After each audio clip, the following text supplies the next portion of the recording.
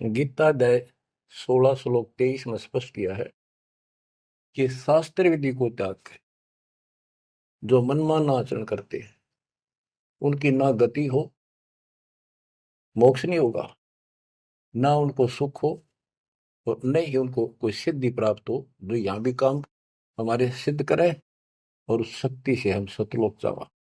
यानी तीनों पदार्थ प्राप्त करने के लिए भक्ति की जाती है और ये तीनों वस्तु शास्त्र विरुद्ध साधना से नहीं मिले।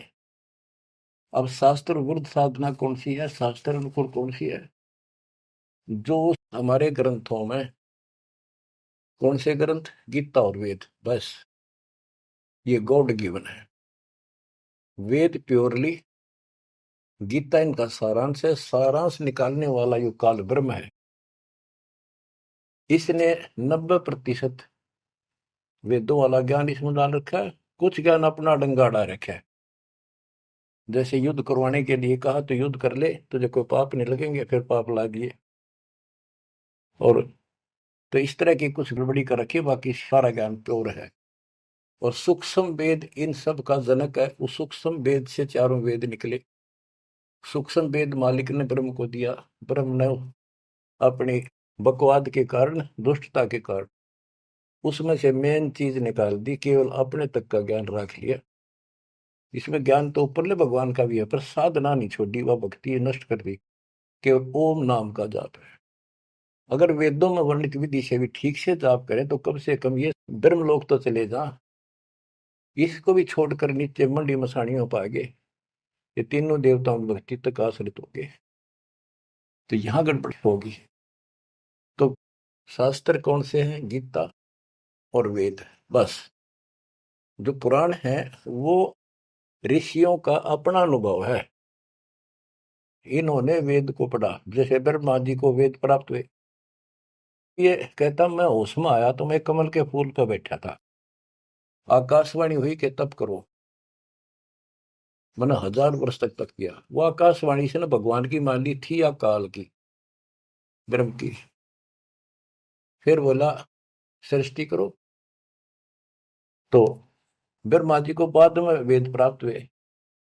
यजुर्वेद अध्याय 40 मंत्र 15 में स्पष्ट लिखा है, ओम करतु समर किलवे समर करतुम समर। ओम नाम का जाप काम करते करते विशेष तड़फ के साथ और अपना मनुष्य जीवन सफल करने के लिए कर्तव्य समझ कर कि भक्ति बिना गुजारा नहीं है, इसका जाप करें। गीता में भी ये कहता है 8वें अध्याय के 13वें श्लोक में, मेरा एक ओम अक्षर है। ओम इति एक अक्षरम ब्रह्म व्यवहारण माम अनुसमरण। मुझ ब्रह्म का, माम ब्रह्म, मुझ ब्रह्म का सुमरण करने का केवल एक अक्षर ओम है। जो अक्षरी सांस तक यह प्रयाति तदन देहम सयाति परमाम गति, ओम से मिलने वाली गति को प्राप्त होगा। कुछ भी और दूसरा मंत्र नहीं है ब्रह्म तक की साधना का। यह है सरपुरुष ज्योति निरंजन की भक्ति का, ब्रह्म का। श्री देवी भागवत के अंदर 6ठे स्कंद में देवी जी हिमालय को बताती है, प्रकृति देवी दुर्गा के हे राजा, राजा हिमालय को, नाम था राजा का हिमालय, तो और सब साधना छोड़ दे, मेरी भी छोड़ दे, ओम नाम का जाप कर, इससे तो उस ब्रह्म को प्राप्त हो जाएगा। वो ब्रह्म लोक में रहता है, तेरा कल्याण। यानी ओम नाम के जाप से ब्रह्मलोक प्राप्ति है। इन स्वर्गों से तो काफी अच्छा है, लेकिन वहां से फिर आना पड़ता है। 8वें अध्याय के 16वें श्लोक में स्पष्ट रखा है कि ब्रह्मलोक में गए हुए भी पुनर्जन्म में आते हैं, पुनरावृत्ति में है। तो यह भक्ति भी ठीक नहीं। इसलिए गीता अध्याय 7 श्लोक 18 से अनुत्तम कहा है, जिसमें जन्म मरण बना हुआ है तो भक्ति ठीक नहीं है। गीता अध्याय 17 श्लोक 23 में कहा है कि उस सच्चिदानंद घन ब्रह्म यानी परम अक्षर ब्रह्म की भक्ति का, उसकी प्राप्ति का केवल ओम तत्सत जो 3 मंत्र का जाप है। इसके बाद बच्चों, गीता एक शास्त्र है, बड़ा तरतीब वाइज ज्ञान है सीरीज में। गीता अध्याय 3 श्लोक 10 से लेकर 15 तक का है कि ये पांचों यज्ञ करो, इन युगों से तुम्हारे ये कहते हैं ये देवता उन्नत होंगे, और उन्नत हुए देवता तुम्हें उन्नत करेंगे। यानी 15वें अध्याय के प्रथम श्लोक में गीता में स्पष्ट किया है, 1 से 3 का सारांश है। ऊपर को जड़ वाला, नीचे को तीनों गुण रूपी शाखा वाला, ये संसार रूपी उल्टा लटका हुआ वृक्ष है, पेड़ है, संसार रूपी वृक्ष है। और इसकी तो सभी पार्ट्स को, सभी विभागों को न्यारे न्यारे भिन्न भिन्न बता देगा सवेदवित वो तत्वदर्शी शब्द है। 600 साल पहले परमेश्वर कबीर जी ने स्वयं बताया था कि क्योंकि वो सतगुरु भी है, वो सतपुरुष भी है, वो एक अच्छे भगत का रोल भी करते हैं। कबीर अक्सर पुरुष एक पेड़ है, जमीन से बाहर दिखाई देता उसको पेड़ बोलते, वहां से वर्णन शुरू किया।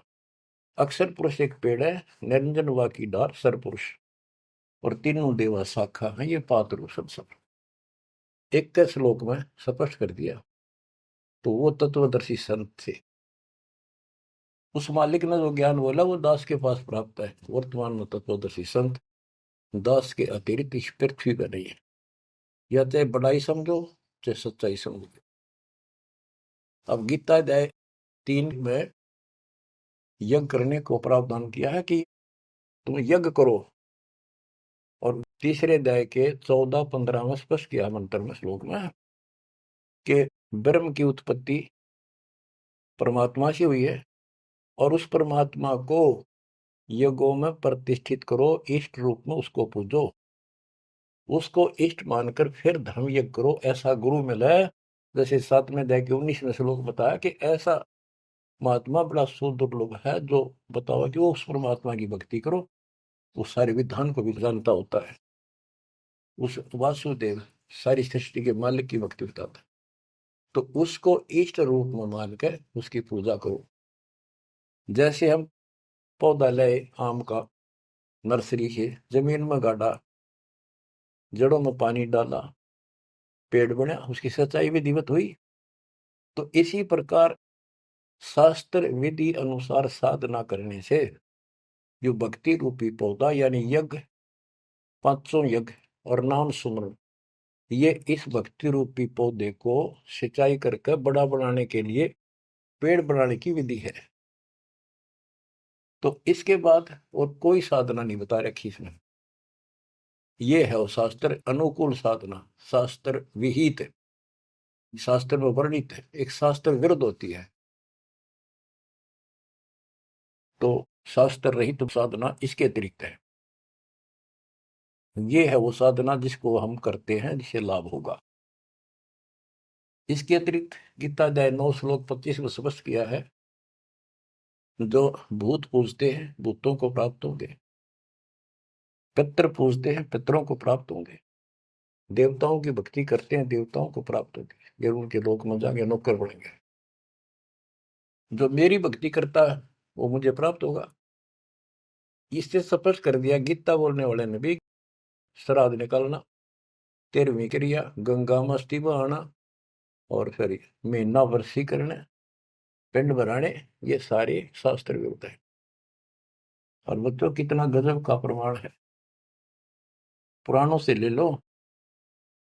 मार्कंडे पुराण में एक रोच्य ऋषि की कथा है, रुचि ऋषि की। वैसे रोच्य ऋषि का जन्म की कथा वो, रोच्य ऋषि का पिता था रुचि ऋषि। उसने वेदों को ठीक से समझा, वो ज्ञानी आत्मा था, वेदों अनुसार साधना कर रहा था, ओम का जाप करता था, और उदार था, समर्पित था। ना कोई आश्रम बनाया, ना ब्याह करवाया, जंगल में अपना भक्ति करता था। 40 साल की उम्र होगी जब उसके पिता 3 दादा, पहले दादा परदादा फिर तीसरा दादा दिखाई दिए। आकाश मंडल से आवाज आई, ऊपर देखा, वो चारों नजर आ रहे।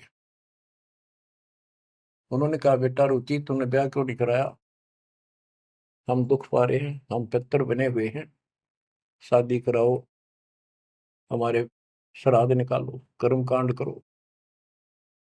अब रुचि ऋषि कहता है कि हे पितामहो, वेद में तो इस कर्म कांड को अविद्या बताया, मूर्खों की भक्ति, गलत, शास्त्र विरुद्ध, ये नहीं करनी चाहिए। फिर आप मुझे क्यों धकेल रहे हो इस नरक में? इस बात को पितर भी मानते हैं, क्योंकि ये सारे ब्राह्मण थे, ऋषि थे, वेद पढ़ रखे थे, पर वेद पढ़ने पर भेद ना जाने, बातें पुराना ठारा और पत्थर की पूजा करे, बोलिए सर्जनारा। ये कर्म कांड करा करते, पढ़ा करते वेद। गरीबदास जी कहते तुम्हारी बात वेद के खिलाफ है रे, तुम जो क्रिया करते हो ये भी वेद के विपरीत है। तो बच्चों, फिर वो मानते हैं, कहा बेटा तेरी बात सही है, वेदों में ऐसा ही लिखा है, फिर हम दुख पा रहे हैं, हमारी तरफ देख, हमारा कल्याण करा, हमारे श्राद्ध कर, हम भूखे मर रहे हैं। अब रुचि ऋषि में मोह आ गया, काल ने जाल कित डाला, ब्याह करवाया, फिर उनके कर्म कांड किए, आप नरक में और बेटे नौर घसीट ले गए। बच्चों ये तो पुराणों की बता रहा हूं आपको। अब बच्चों,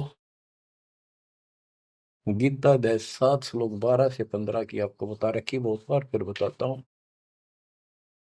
कि तीनों गुणों, रजगुण ब्रह्मा, सतगुण विष्णु, तमगुण शिव जी के द्वारा जो कुछ हो रहा है, रजगुण ब्रह्मा से उत्पत्ति और सतगुण विष्णु जी से जीवों की सतीथी, मोह ममता, एक दूसरे में जकड़े बैठे रहे, और शंकर जी मार रहे हैं, इसका निमित्त मैं हूं। और फिर कहता है जो इन तीनों गुणों त्रिगुणमयी माया तक ही सीमित है, इन्हीं की भक्ति में उलझ रहे हैं, और बात सुनने को तैयार नहीं है, और राक्षस स्वभाव को धारण किए हुए मनुष्यों में नीच दूषित कर्म करने वाले मूर्ख मुझे नहीं बचते। आपने बताई 7वें अध्याय के 16 से 18 4 प्रकार के व्यक्ति मेरी भक्ति करते हैं। आर्थ, जो संकट निवारण के लिए वेद मंत्रों से ही साधना करते हैं, और अर्थार्थी, धन लाभ के लिए, जिज्ञासु, वक्ता बनने के लिए, और ज्ञानी केवल कल्याण चाहते हैं। तो वो ज्ञानी मुझे अच्छे लगते हैं, क्योंकि वो ब्रह्मा विष्णु महेश से ऊपर उठ लिए। लेकिन वो भी मेरे वाली घटिया ओम नाम के जाप से ब्रह्मलोक प्राप्ति वाली गति में स्थित है अनुत्तमा। तो बच्चों समझो, गुरु बिन काऊ न पाया ज्ञाना, ज्यों थोथा भूसड़े किसाना। गुरु बिन वेद पढ़े जो प्राणी, समझे न सार रहे अज्ञानी। तो वेद सूक्ष्म वेद है, वो इन चारों वेदों का पिता है, और गीता एक गजब का निष्कर्ष निकाला हुआ शास्त्र है। अब गीता 16 श्लोक 23 का वर्णन शुरू हुआ था, वहीं आता हूं।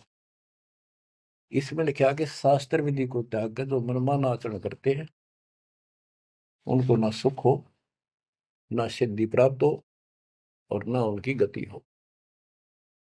24वें श्लोक में कहा है 16वें अध्याय के, इससे तेरे लिए अर्जुन कर्तव्य और अकर्तव्य की व्यवस्था में शास्त्र ही प्रमाण है, उनमें जो लिखा वैसे करो और सब त्याग दो।